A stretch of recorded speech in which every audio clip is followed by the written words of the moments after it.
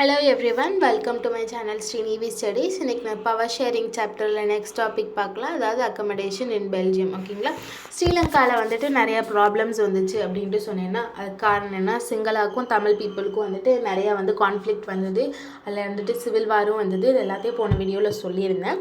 So வந்துட்டு இந்த மாதிரி பிரச்சனைகளெல்லாம் தவிர்க்கிறதுக்கு பெல்ஜியமில் என்னென்ன மெத்தட்ஸ் அடாப்ட் பண்ணாங்க, எப்படி இந்த பிரச்சனையை தவிர்த்தாங்க.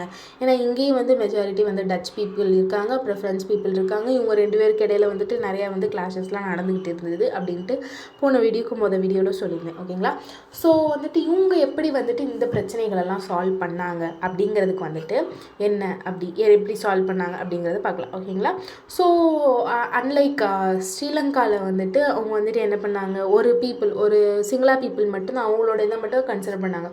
ஆனால் இந்த ப்ராப்ளம்ஸ் அப்படிலாம் தவிர்க்கிறது பெல்ஜியமில் religion and regional and cultural diversities, அதாவது எல்லாத்தையும் கன்சிடர் பண்ணுறாங்க. ரீஜனாக இருக்கட்டும், கல்ச்சுரல் டைவர்சிட்டிஸ் ரெண்டத்தையும் கன்சிடர் பண்ணுறாங்க. அதாவது என்னென்னா ரெண்டு டைப் ஆஃப் எந்த கல்ச்சர் ஃபாலோ பண்ணுறாலும் எந்த ரீஜனில் இருந்தாலும் அவங்களுக்கும் நம்மளோட எடுக்கிற policies and rules and regulations amendments எல்லாமே அவங்களுக்கு ப்ராஃபிட்டாக இருக்கணும் அப்படின்ட்டு நினைக்கிறாங்க. ஓகேங்களா, ஸோ பிட்வீன் 1970 அண்ட் 1993 கான்ஸ்டிடியூஷன் மட்டும், அதாவது பெல்ஜியமோட கான்ஸ்டிடியூஷன் மட்டும் 4 டைம் சேஞ்ச் பண்ணுறாங்க. அமெண்ட் பண்ணி சேஞ்ச் பண்ணி கடைசியாக 1993 ஒரு full constitution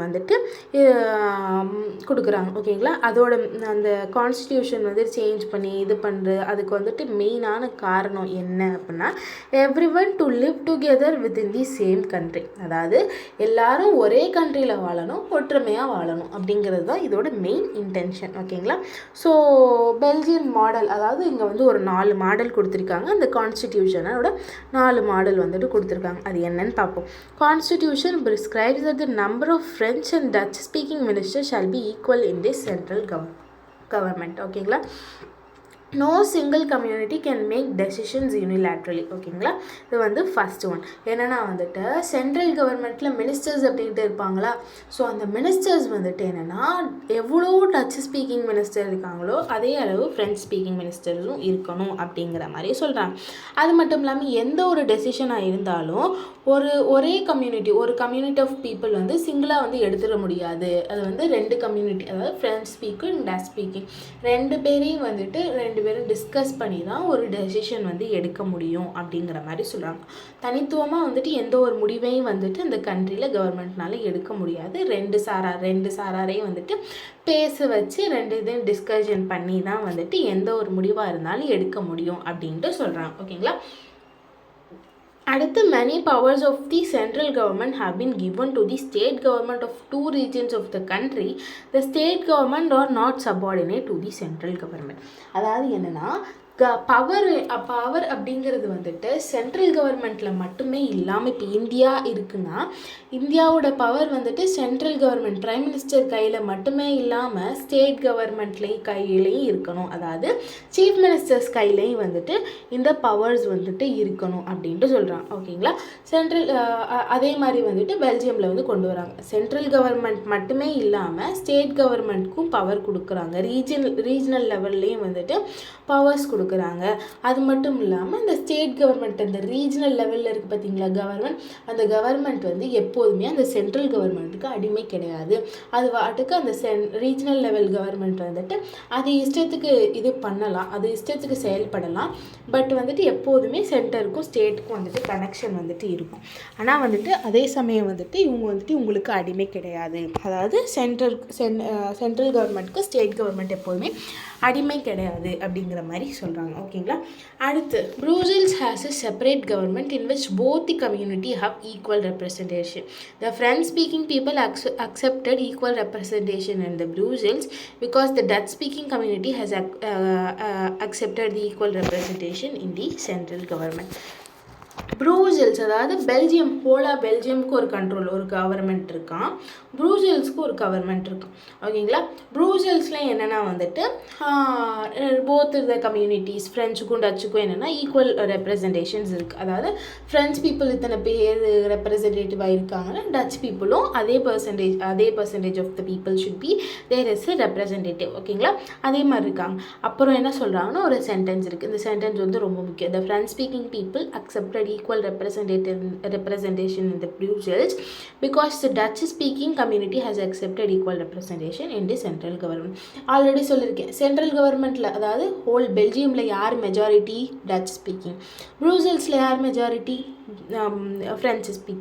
French speaking people வந்து ப்ரூசெல்ஸில் வந்துட்டு ஈக்குவல் ரெப்ரசன்டேஷன் வந்து ஏன் அக்செப்ட் பண்ணாங்க? ப்ரூசெல்லில் யார் வந்துட்டு மெஜாரிட்டி? ஃப்ரெஞ்சு சொன்னேன்.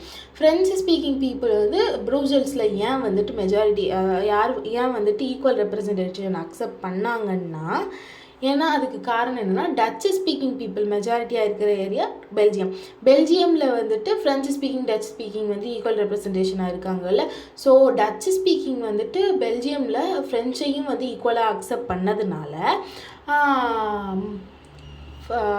ப்ரூசெல்ஸில் வந்துட்டு ஃப்ரெஞ்சு ஸ்பீக்கிங்கும் அக்செப்ட் பண்ணுறாங்க. ஓகே, நீங்களும் டச்சும் வந்துட்டு ஈக்குவலாக இருங்க அப்படின்னு சொல்கிறாங்க. அதாவது டச் பீப்புள் வந்து சென்ட்ரலில் வந்துட்டு ஃப்ரெஞ்சும் ஈக்குவலாக இருக்கணும்னு அக்செப்ட் பண்ணதுனால கேபிட்டலில் வந்துட்டு ஃப்ரெஞ்ச் ஸ்பீக்கிங் பீப்புளும் அக்செப்ட் பண்ணுறாங்க. ஓகே, டச் நீங்களும் வந்து ஈக்குவல் ரெப்ரசன்டேஷனில் இருங்க அப்படின்ட்டு. ஓகேங்களா. அடுத்து கம்யூனிட்டி கவர்மெண்ட் அப்படின்ட்டு ஒரு கவர்மெண்ட் இருக்குது. அது என்னென்னா elected by the people of one language community. Dutch, French or German, அதாவது கம்யூனிட்டி கவர்மெண்ட் அப்படின்ட்டு ஒரு கவர்மெண்ட் இருக்குது. அந்த கவர்மெண்ட்டில் இருக்கிற அந்த ரெப்ரசன்டேட்டிவ்ஸ் அதை வந்து யார் வந்து செலக்ட் பண்ணுறாங்கன்னா ஏதாவது ஒரு லாங்குவேஜில் இருக்க பீப்புள் மட்டும்தான் வந்துட்டு செலக்ட் பண்ண முடியுமா. ஓகேங்களா. அது என்னென்னா டச்சாக இருக்கலாம், ஃப்ரெஞ்சாக இருக்கலாம், ஜெர்மனியாக இருக்கலாம். ஓகேங்களா.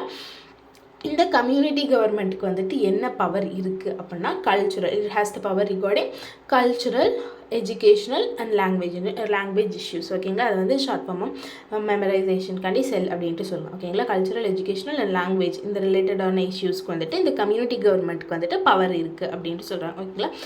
இந்த ஒரு மாடல் ஆஃப் கான்ஸ்டிடியூஷன், அதாவது 1993 வந்து இந்த ஒரு மாடல் ஆஃப் கான்ஸ்டிடியூஷன் எதை மெயினாக வந்து கான்சென்ட்ரேட் பண்ணிச்சு அப்படின்னா avoid civic strife between the communities. அதாவது ஸ்ரீலங்காவில் வந்து தான் சிவில் வார் அந்த மாதிரி ஒரு பிரச்சனை வந்துடக்கூடாது அப்படிங்கிறதுக்காண்டி தான் வந்துட்டு இந்த ஒரு கான்ஸ்டிடியூஷன் வந்து அமெண்ட்மெண்ட் ஆயிருக்கு.